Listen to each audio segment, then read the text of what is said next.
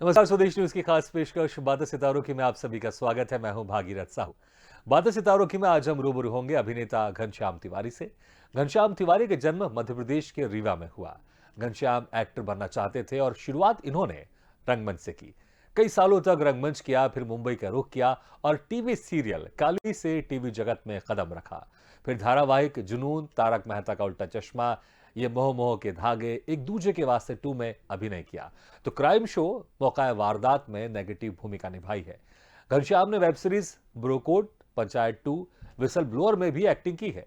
घनश्याम तिवारी ने फिल्म जनहित में जारी में भी अहम भूमिका निभाई है। घनश्याम एक्टिंग करने के अलावा बच्चों को एक्टिंग भी सिखाते हैं। तो आज हम इनसे रूबरू होंगे और जानेंगे इनके अभिनय के सफर के बारे में। और इस वक्त हमारे साथ सीधे जुड़ गए हैं अभिनेता घनश्याम तिवारी। घनश्याम जी, आपका बहुत बहुत स्वागत है स्वदेश न्यूज की खास पेशकश बातें सितारों की में। नमस्कार। घनश्याम जी, शुरुआत कहां से हुई आपकी? कैसे आपको लगा और कब आपको लगा कि आपको एक्टर बनना है, आपको इस एक्टिंग की फील्ड में जाना है? तो बचपन से ही मेरे में रिदम सेंस था। मतलब वो सेकंड क्लास में मैंने पहली बार डांस किया था मंच पे, और ऑडियंस का जो रिस्पांस था वो बहुत प्यारा था। तो मेरे अंदर एक अंदर ही और मतलब एक प्यार की भावना कि नहीं यार, लोगों के बीच में पहुंचना है और लोगों से प्यार पाना है। तो वो तो अंदर से पैदा हो गया था कि मुझे इसी फील्ड में जाना है। फिर बचपन में मेरे पेरेंट्स पिक्चर बहुत देखते थे, मैं भी उनके साथ जाता था। जी। तो एक ग्लैमर की जो एक चमक होती है वो अंदर समा गई थी। हाँ। उसके बाद बड़ा होता गया, बड़ा होता गया, लेकिन ऐसा कुछ रास्ता नहीं दिखाई दिया और थोड़ा उतार चढ़ाव आए। लेकिन जब मैं 22 की उम्र का हुआ तो मुझे किसी ने कहा कि अगर आपको एक्टर बनना है तो थिएटर करना पड़ेगा। थिएटर का नाम मैंने पहली बार सुना था। मैंने उनसे पूछा, अच्छा थिएटर कहाँ करें? बोला भोपाल जाइए। तो मेरे मन में आया कि अच्छा, डांस के साथ एक्टिंग भी ज़रूरी है। तो फिर मैं भोपाल आया। तो पहली बार मेरी शुरुआत यहाँ से मेरे मन में आई कि अच्छा, मुझे थिएटर करना है और थिएटर के माध्यम से मुझे आगे जाना है। पर बचपन से ही मेरे अंदर ये था कि मुझे इसी फील्ड में जाना है। अच्छा, आपने कहा कि बचपन में आप माता पिता जी के साथ फिल्म देखने जाते थे, तो कोई ऐसी फिल्म जो आप मम्मी पापा के साथ देख रहे हो और वो उस फिल्म से आप प्रेरित हुए हो, उसके एक्टर एक्ट्रेस से आप प्रेरित हुए और आपको लगा कि मुझे इस एक्टिंग की फील्ड में जाना ही है? मैं तो हर फिल्म देखने के बाद घर में आकर के खास करके मुझे एक्शन फिल्में बहुत पसंद थी। जी। और अजय देवगन मेरा बचपन से ही फेवरेट रहा है। हाँ। तो घर में डैडी उसमें बीसीआर वगैरह लाया करते थे, और फूल और कांटे। हाँ। और वो फिल्म जब भी घर में बीसीआर आती थी तो फूल और कांटे तो चाहिए ही चाहिए, मुझे देखना ही देखना होता था। तो उसके एक्शन जो सीन होते थे वो सब मैं बहुत करता था, और हर हीरोज की जो भी फिल्म में एक्शन देख कर आ रहा था तो घर में ये सब करता रहता। तो मेरे दिल में आता था कि बस मैं एक्शन हीरो बनूंगा। हाँ। और मेरी कल्पना में बस यही रहता था कि मुझे एक्शन करना है, एक्शन करना है। जी। तो एक्टिंग का उतना नहीं था मुझे, मतलब हीरोगिरी बहुत पसंद थी। और जो भी एक्शन फिल्में होती थी घर में आगे कॉपी करना, उछल कूद करना, यही सब होता था। तो फूल और कांटे मेरे लिए बहुत ही खास फिल्म है, और अजय देवगन तब से आज तक मेरे लिए फेवरेट है। अच्छा, आपने कहा कि आप हीरोगिरी भी करते थे, जैसे फिल्म देखकर आप आते थे। तो अजय देवगन ने बहुत सारी फिल्मों में जो एंट्री मारी, बड़ी इंटरेस्टिंग एंट्री मारी है। दो बाइकों में पैर रख के एंट्री मारी। कभी ऐसा कुछ बचपन में आपने भी ऐसी हरकत करने की कोशिश की, या कुछ डिफरेंट तरह का हाँ कि मैं कुछ हीरोगिरी टाइप करूं? हाँ, उसकी वजह से हाथ भी टूटा था मेरा। अच्छा। मेरे भाई साहब मुझे बहुत प्रोत्साहित किया करते थे किसी भी चीज़ के लिए। हाँ। कभी एक परिवार में होते हैं ना, कह रहे ये मत करो वो मत करो। पर कभी मैं उछल कूद करूँ तो वो कहते हैं अरे जो मर जाया करो। तो मेरे आम के बगीचे थे, तो मैं आम के पेड़ में चढ़ा हुआ था, और करीब जमीन से 15-20 फुट ऊपर था। एक डाल से दूसरे डाल में मुझे जंप करने का मन किया। तो मैंने भैया से कहा मैं जंप कर जाऊं, और बोले हाँ कर जाओ। तो मैं जंप कर गया उसको पकड़ने के लिए, और जैसे ही मैंने उसको पकड़ा तो वो शाख मोटी थी। तो पकड़ में तो आ गई, लेकिन मेरी बॉडी ऊपर गई और मैं सीधे हाथ के बल नीचे आया, तो मेरा हाथ टूट गया। तो ऐसी कई बार हरकतें हुई, लेकिन वो वहाँ पॉइंट ऐसा था कि मेरा हाथ फ्रैक्चर हो गया था। उसके अलावा मैं बहुत सेकंड फ्लोर से कूद जाना, बाड़ी नदी में कूद जाना, बाइक के ऊपर से समरसॉल्ट कर देना, ये सब मेरा बहुत शौक रहा है। लेकिन ये हीरोगिरी एक बार आपको भारी पड़ गई। जी जी। अच्छा, फिर आपने थिएटर से आपने शुरुआत किया, आपने रंगमंच। हालांकि जैसे आपने कहा कि आपने थिएटर सुना नहीं था, रंगमंच सुना नहीं था क्या होता है। फिर जब आप रंगमंच आपने ज्वाइन किया आपने, तो कैसा एक्सपीरियंस था शुरुआत में थिएटर का? पहली बार जब मैं भारत भवन गया, मैं भोपाल जब आया जी। तो थिएटर नाम सुना, तो मैं सोचता था थिएटर कोई पर्टिकुलर ऑब्जेक्ट है। मतलब यूं मतलब थिएटर का मतलब कोई स्कूलिंग कि आप जाओगे और एक्टर बन जाओगे। अच्छा। पर जब मैं गया कि थिएटर मतलब एक तरह का आपका एक प्लेटफॉर्म है। हाँ। मतलब जो आपको मौका देता है, और अलग अलग लोग जुड़ते हैं वहाँ पर, और आपको एक कहानी के साथ रूबरू करके ऑडियंस तक पहुँचाते हैं। जी। ये बात मुझे भारत भवन जब पहली बार गया और मैंने मंच देखा, तो मेरे अंदर भाव आया, अच्छा ये है थिएटर, और मुझे लगा यार यहाँ पे करना है। तो पहली बार मुझे मौका मिला, अतुल पटेल हैं, अब नहीं हैं वो, शांत हो चुके हैं, उनके साथ मुझे अमली एक नाटक था, वहाँ पर मैं पहुँचा और उसमें गांव का छोटा सा कैरेक्टर करने के लिए मुझे मिला। लेकिन आज भी मुझे याद है कि मैं क्या करता था मुझे याद ही नहीं, मतलब मैं क्या बोलता था मुझे याद ही नहीं, तो बस मुझे याद है कि मैं कर गया। हाँ। तो वो मेरा पहला एक्सपीरियंस था कि मैंने क्या किया मुझे पता नहीं, बस कर गया जी। डायलॉग्स बोल गया। तो वो मेरा ऐसा एक्सपीरियंस था कि मैं खुद को एनालाइज नहीं कर सका, या आज भी नहीं कह सकता तो उसमें मैंने किया क्या था एज एन एक्टर। जो होना चाहिए कि आप जो बोल रहे हो तो खुद भी सुनना चाहिए, तो मतलब वो सुनने की क्षमता नहीं थी, बस डायरेक्टर ने कह दिया ऐसा बोलो, इस पिच में बोलो, हो गया, अपन ने बोल दिया, खत्म हो गया। लोगों ने कह दिया अच्छा था, हो गया, हम खुश हो गए। तो कितने साल थिएटर किया था आपने? भोपाल में तो मेरा 2.5-3 साल रहा एक्सपीरियंस। उसके बाद मैं मुंबई में कंटिन्यू आज भी जुड़ा ही हूँ थिएटर से। 2011 में वापस मतलब 2009 में मुंबई गया और 2011 में वापस से मैंने शुरुआत कर दी, जिसके बाद लगातार मैं जुड़ा रहा। अभी बीच के 2 साल जब से कोरोना वगैरह आ गया तो अब तो भोपाल में हूँ, लेकिन कंटिन्यू संपर्क मेरा है और वो जीवन भर रहेगा, क्योंकि उससे ऐसा संपर्क है कि आप नहीं छूट सकते। बिल्कुल। अच्छा, जब आप मुंबई गए तो फिर मुंबई का स्ट्रगल कैसा रहा? क्योंकि जो आपके पहला टीवी सीरियल था वो काली था, वो उससे आपने टीवी जगत में कदम रखा था। तो जब आप मुंबई गए, आप रीवा में आपका जन्म हुआ, भोपाल में आपने रंगमंच किया, फिर एक बड़े शहर में जाना, वहां पर कैसा आपके लिए एक्सपीरियंस था? और जो पहला ब्रेक था जो टीवी सीरियल काली, उसमें आपको कैसे मौका मिला? तो मुंबई भव्यता, मतलब मुंबई मतलब एक ऐसा शहर है, महानगरी है जहाँ हर कोई एक बार जाना चाहता है। हर किसी का सपना होता है कि एक बार देखना है कि मुंबई क्या है, क्योंकि भारत में एक वही जगह है जो सबसे अद्भुत कहते हैं। वहाँ जाने के बाद तो आंखें वैसे ही चकाचौंध हो ही जाती हैं। तो वहाँ जाने के बाद वही शुरुआत हुई। हालांकि मैं बहुत बचपन में भी एक बार भाग गया था, 1.5 साल के लिए, तो तब में अब मैं बहुत फर्क था। अब मैं प्रॉपर एक काम के लिए गया था। अच्छा, ये जो आपने भागने वाली बात कही, कौन सी उम्र में भागे थे आप? कहाँ मुंबई गए थे आप एक्टर बनने के लिए? नहीं, तब एक्टिंग का चस्का नहीं था, मतलब एक्टिंग तो कहीं ना कहीं सूक्ष्म रूप से दबी हुई थी, लेकिन उस समय स्ट्रगल पीरियड था। तो भागकर कहाँ गए थे आप? मुंबई गया था। क्यों गए थे आप? मेरे कुछ दोस्त आए हुए थे मुंबई से और वो बोले थे मुंबई में बहुत काम है और ऐसा वैसा है, पैसे वैसे, वही जो एक होता है कि चलो पैसे कमाएंगे। तब ऐसा नहीं था, लेकिन कहीं ना कहीं वो एक्टर था, वही मुझे मुंबई तक लेकर गया। हम कहीं और नहीं जाना चाहे, हम मुंबई ही जाना चाहे, तो उनके साथ में भाग्य। चलो ठीक है। कौन सी उम्र में आप भाग के मुंबई चले गए थे? 12th पास करके चला गया, 17 साल का था। घर वालों को नहीं बताया था आपने? वो भागना ऐसा था कि बता के भागा था। अच्छा, बता क्या भागे थे? तो उसको आप भागना भी कह सकते हैं। और मतलब आप गए थे, आप गया मुंबई था आप मैं। गए तो थे 1.5 आप? साल मैंने बहुत वैसा स्ट्रगल किया था, वो समय था मेरा। उसके बाद फिर जब मैं दोबारा गया 2009 में, तो प्रॉपर एक माइंड सेट था कि हाँ मुझे एक्टर बनना है और हमें मालूम है कहाँ कहाँ जाना है, कैसे कैसे जाना है। तो हमने ऑडिशंस वगैरह शुरू किए और हम लोग ने जाना शुरू किया। उसके बाद पता चला कि अच्छा कोऑर्डिनेटर से भी कांटेक्ट करना होता है। फिर वहाँ एक कोऑर्डिनेटर थे, उनके थ्रू हम टच में आए, उन्होंने हमारा ऑडिशन लिया। फिर एक दिन के शूट के लिए मुझे भेजा कि अच्छा काली का सीरियल है, आप यहाँ चले जाओ। हम गए वहाँ पर। पहले दिन पहली बार कैमरा फेस कर रहा था मैं, और वही है कि फ्रेमिंग वाला चक्कर है कि मंच का फ्रेमिंग और उसका फ्रेमिंग बहुत फ़र्क है। लेकिन एक कॉन्फिडेंस तो था। तो मुझे आज भी उसका सिचुएशन याद है कि उसमें डायलॉग था मेरा, तो मास्टर शॉट तो हो गया, वो मास्टर होता है कि दूर से ले लिया, सब हो गया। लेकिन जब क्लोजअप की बारी आई तो हम तो ऑटो के अंदर थे और कैमरा एकदम साइड दरवाजे पे ऑटो के लगा हुआ था, जिसमें हम 3 बैठे हुए थे, सबके अलग अलग डायलॉग्स थे। तो जो सबसे पास कैमरे में बैठा हुआ था उसने अपना डायलॉग ले लिया, बगल वाले ने ले लिया। अब मेरी बारी आई तो मेरे मन में आया कि यार मैं यहाँ से कैसे कैमरे को देखूँ। तो ऑटोमेटिक मेरे अंदर, तो मैंने क्या किया, ऑटो से बाहर निकल के, वही बंदरों वाली हरकत, ऑटो के ऊपर जाकर जंप करके मैंने डायलॉग बोला ऊपर से। अच्छा। मुझे बिल्कुल ज्ञान नहीं था, मुझे लगा कि मुझे तो ये था कि मुझे बोलना है, अब वो कैमरा तो दूर है, मैं कैसे बोलूं। जबकि मुझे ये नहीं था कि अच्छा कैमरा तो क्लोजअप में कहीं से भी कैच कर लेता है। पर मैं वो जाके जो बोला डायरेक्टर, वो बहुत पसंद आया, तो उसको स्पेशली फोकस देकर उन्होंने उसको क्लोजअप लिया और उसका काफी हाईलाइट भी किया था उस समय उस सीन को। तो वो मेरा पहला एक्सपीरियंस था, जो अजीबोगरीब था लेकिन अच्छा था। क्या बने थे आप उस सीरियल में? आप उसमें कुछ नहीं, उसमें लड़की को छेड़ना होता है हमें। हम लोग 3 हैं, बाहर से निकल के आते हैं। मैं मतलब बोलो आप छेड़ू बने थे आप? छेड़ू बना था, ऐसा कह सकते हैं। तो एक्सपीरियंस अच्छा था आपका पहला आपके सीरियल का? हाँ, लेकिन उसके बाद सडनली फिर लगातार हमारा ऑडिशन वगैरह चलता रहा। पर मेरे अंदर एक फीलिंग्स हमेशा पैदा होती थी कि जो मैं कर रहा हूँ उसका पूरे तरह से नॉलेज नहीं है, ज्ञान नहीं है मुझे अभी। मतलब मैं जो कर रहा हूँ, मैं क्या कर रहा हूँ, और उसका एनालाइज मैं नहीं कर सकता। तो मेरा शायद ये स्वभाव है कि जो मैं करता हूँ मुझे जानने की बहुत इच्छा होती है कि मैं क्या कर रहा हूँ। अगर उसका नॉलेज नहीं है तो सिर्फ पैसे कमाने के लिए, नाम कमाने के लिए शायद मैं कदम नहीं बढ़ा पाता, क्योंकि मुझे पता है कि अंत में असंतुष्टि बनी जी। रहेगी। तो मैंने वापस से वहाँ थिएटर खोजना शुरू किया। तो मुझे एक मेरे मित्र हैं वहाँ पे, उनके माध्यम से मुझे शैली सत्यू जी मिली। उनका ग्रुप है गिल्लू थिएटर रिपेक्ट्री, वहाँ पे मैंने ज्वाइन किया और वो मिली मुझे पृथ्वी थिएटर के माध्यम से। तो वहाँ से फिर वो, और खासकर वो बच्चों के लिए काम करती थी। तब मैंने तो इसलिए कर लिया क्योंकि वो मुझे लगा बच्चों के लिए क्या काम करती होंगी, तो मैंने कहा चलो कर लेते हैं, थोड़े बहुत पैसे भी मिलेंगे और थोड़ा देखते हैं क्या होता है। तो मैंने उनके साथ ज्वाइन कर लिया।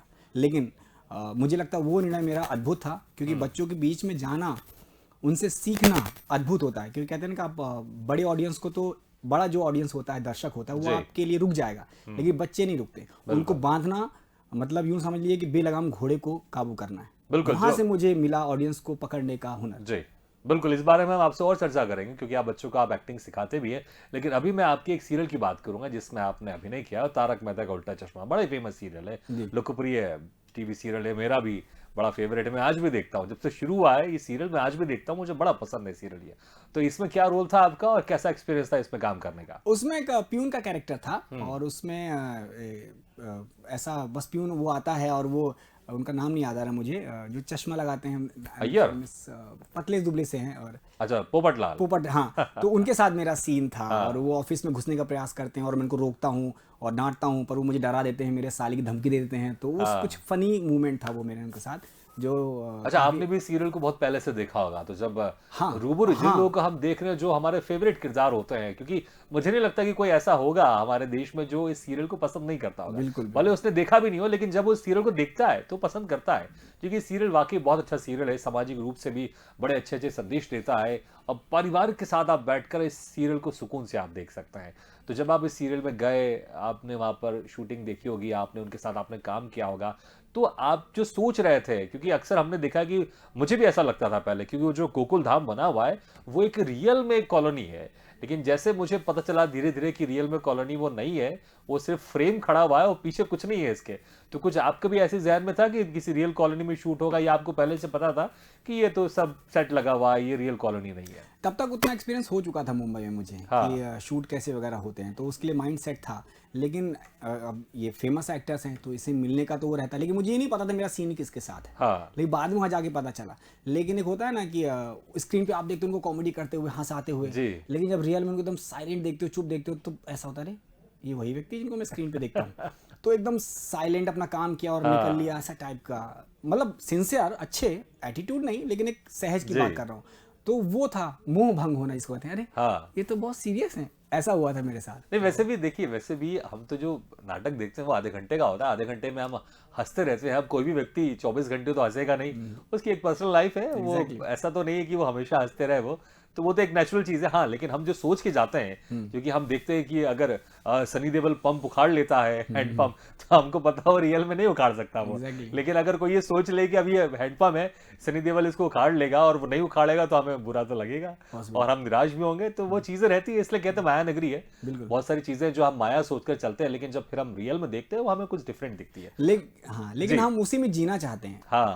हम दर्शक इसीलिए हैं क्योंकि हम सनी देओल उखाड़ नहीं सकता, लेकिन हम बिलीव करते हैं कि उखाड़ लेता होगा। बिल्कुल। तो वही कल्पना ही है और जिसमें हम जीते हैं। और यही कल्पना साकार करती हैं, टीवी सीरियल साकार करते हैं, फिल्में साकार करती हैं, और इसलिए तो जो एक आम जिंदगी होती है उससे अलग हटके हमें कुछ देखने को मिलता है। अच्छा, आपने बहुत सारे सीरियल किए हैं, सीरियल के अलावा आपने वेब सीरीज भी किए। पंचायत 2 बड़ी फेमस वेब सीरीज है, और ब्रो कोड भी बड़ा ही इंटरेस्टिंग सीरियल है, ये एक इंटरेस्टिंग वेब सीरीज है। तो इसमें कैसा एक्सपीरियंस था और क्या कुछ रोल था पंचायत 2 और ब्रो कोड में काम करने का? तो पंचायत 2 में एक शॉपकीपर का है, स्वीट शॉपकीपर, और जो इसकी लीड हैं उन्हीं के साथ सीन है मेरा। वो केक लेने आते हैं, और वो किसी के लिए केक लेने आते हैं, और वो गांव ऐसा है कि जहाँ पे गिने चुने कस्टमर आते हैं केक के लिए, उस पर भी आके वो वैरायटी खोजने लगते हैं। तो उनमें मैं उनको मुंह देख करके कहता हूँ कि भाई कहाँ से आए हो टाइप का, यहाँ पे जो है यही ले लो, वरना ये भी है, खत्म ही हो जाएगा टाइप का। तो ऐसा हमारा उनका सीन है, और एक थोड़ा वो भी फनी है, थोड़ा कॉमिक वे में ही है। उस तरह का उनका साथ सीन होता है। तो वो फिर बाद में एटलीस्ट केक लेकर जाते हैं वो, कि चलो ठीक है भैया, जो भी है दे दो, अपनी जो भी गर्लफ्रेंड जहाँ भी लेकर जाना है लेकर जाकर उनको दे दो। उस तरह का वो सीन है मेरा। बहुत अच्छा लगता है कि अगर हम किसी बड़े वेब सीरीज के साथ, जो बहुत लोकप्रिय वेब सीरीज के साथ अगर हम जुड़े, उसमें काम करें, अभिनय करें, तो वाकई बहुत खुशी की बात होती है।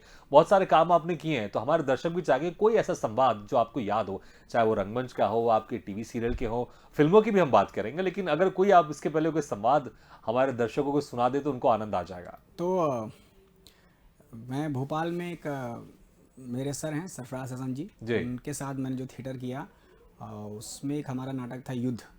वो उसका संवाद उनके जो राइटर हैं रीवा के ही हैं, मुझे सॉरी माफ़ कीजिएगा नाम याद नहीं आ रहा है, योगेश त्रिपाठी जी शायद, हाँ, उनका लिखा हुआ संवाद है। और वो इतना फेमस है कि मुंबई में या कहीं भी ऑडिशन देने जाता था तो मैं वही डायलॉग्स बोलता था क्योंकि उसकी मार्मिकता बहुत गहरी और वो भी है, उसमें कुछ खास है। तो मुझे लगता है कि इतने सालों के काम के दौरान मुझे ऐसा संवाद नहीं मिला, मतलब समझने के हिसाब से कि अगर आप कहीं प्रदर्शित करना चाहो तो मैं उसकी कुछ लाइनें बोलता हूँ, जो भी गलती हो क्षमा कीजिएगा। तो पहले मैं नहीं समझा था, मेरे पापा ने मुझे कहानी सुनाई थी बाघ की, मैंने समझी उसे एक हिंसा की कथा। मेरे पापा सैनिक थे ना, लेकिन फिर समझ में आया क्या हम भी करने जा रहे हैं अर्जित ज्ञान का दुरुपयोग, बिना सोचे समझे कि जब जीवित होगा बाघ तो आक्रमण करेगा हम पर ही, नहीं छोड़ेगा वो हमें। शक्ति है तो उसका प्रयोग भी निश्चित है। तो क्या सारा दोष शक्ति का है? नहीं नहीं नहीं, शक्ति तो ऊर्जा है जो बहती है शिराओं में, झरती है सूरज की 1000 किरणों से, निकलती है पानी की कल कल धारा से। तो फिर शक्ति का वो रूप क्यों नजर आता है मेरी आंखों में बार बार, जब कोई चित्रकार काले सफेद लाल रंग से कोई चित्र बनाता है गुब्बार जैसा। कहां फूटता हूं देखकर, सुनने लगता हूं अंग चीखें सिसकियां और गिरते लोथड़ों की भद भद आवाजें। किसी को अपने रंग पर अभिमान तो किसी को अपनी नस्ल पर, किसी को अपने जाति पर अभिमान तो किसी को अपने मजहब पर।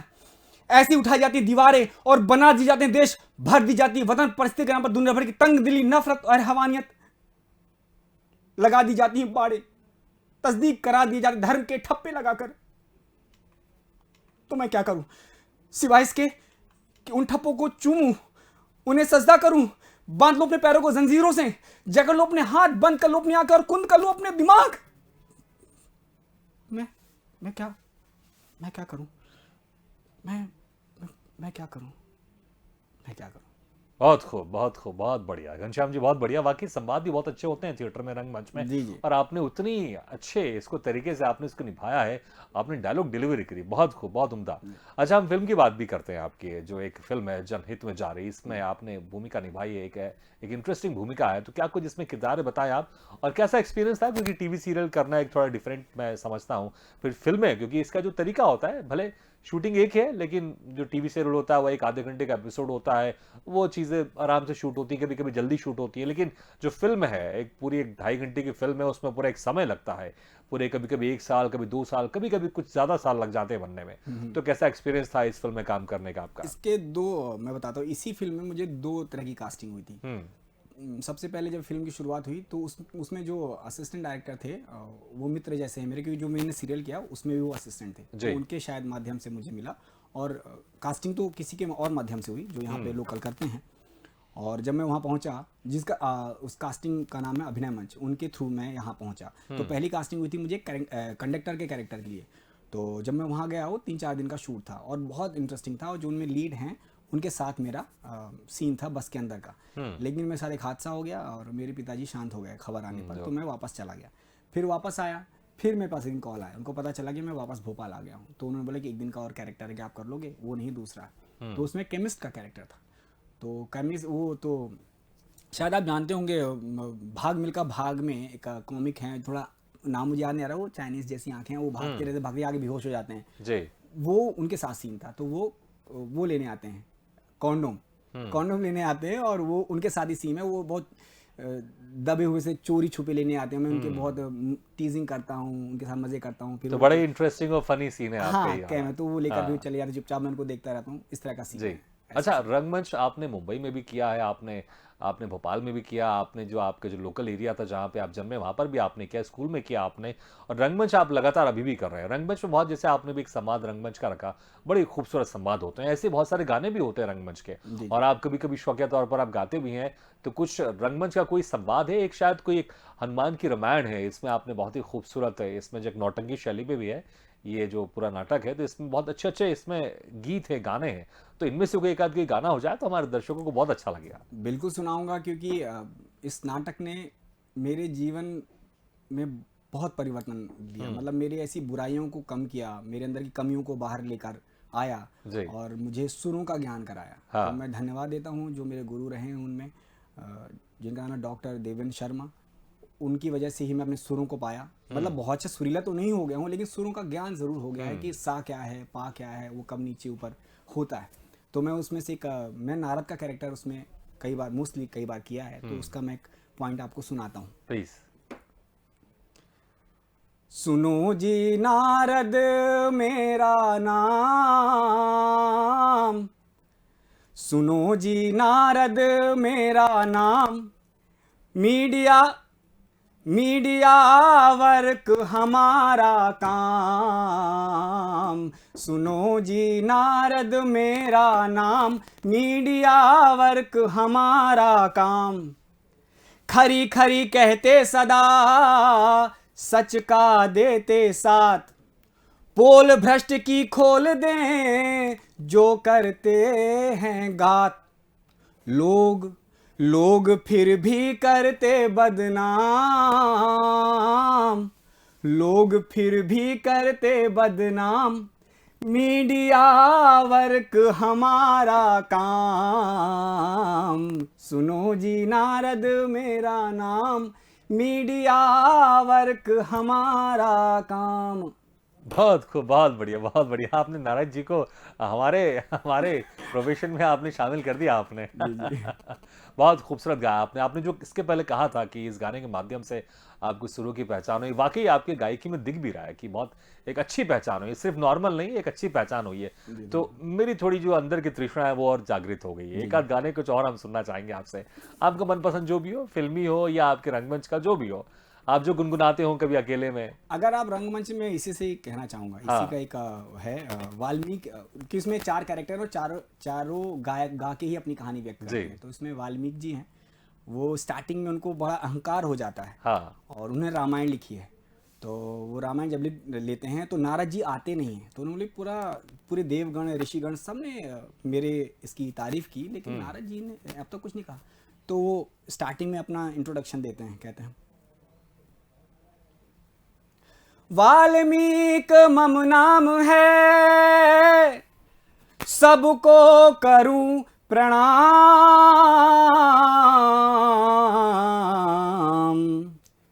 रामायण से ही मेरा जग प्रसिद्ध हो नाम। मन में है उत्साह, मन में है उत्साह, स्वर्ग पृथ्वी से मिली बधाई। लेकिन नारद मुनि की अब तक नहीं बधाई पाई। बहुत खूब घनश्याम जी, बहुत खूब। वाकई बहुत अच्छे आप सिंगर भी हैं। तो मैं जरूर आपसे पूछना चाहूंगा, क्या कोई आपका कुछ चैनल भी है? अक्सर हमने देखा है इंस्टाग्राम चैनल बना लेते हैं लोग, यूट्यूब चैनल बनाते हैं, कोई चैनल भी है आपका सिंगिंग में? नहीं। तो मैं आपसे जरूर मैं बोलूंगा कि आप एक चैनल बनाइए और बड़े खूबसूरत खूबसूरत आप अच्छे गाने गाते हैं, उसमें रंगमंच के गाने आप शामिल कीजिए, कुछ फिल्मी गाने शामिल कीजिए और कुछ इंटरेस्टिंग गाने शामिल कीजिए। वाकई लोगों को बहुत अच्छा लगेगा और जो आपकी गायकी है उससे वो प्रसन्न होंगे। घनश्याम जी, समय कम है, नहीं तो आपसे और चर्चा करते, कुछ और गाने आपसे सुनते, कुछ और आपकी किस्से कहानियों पर हम चर्चा करते, लेकिन समय कम है। लेकिन बहुत बहुत शुक्रिया समय निकालकर आपने हमारे इस कार्यक्रम में शिरकत की। Thank you very much. धन्यवाद। Thank you.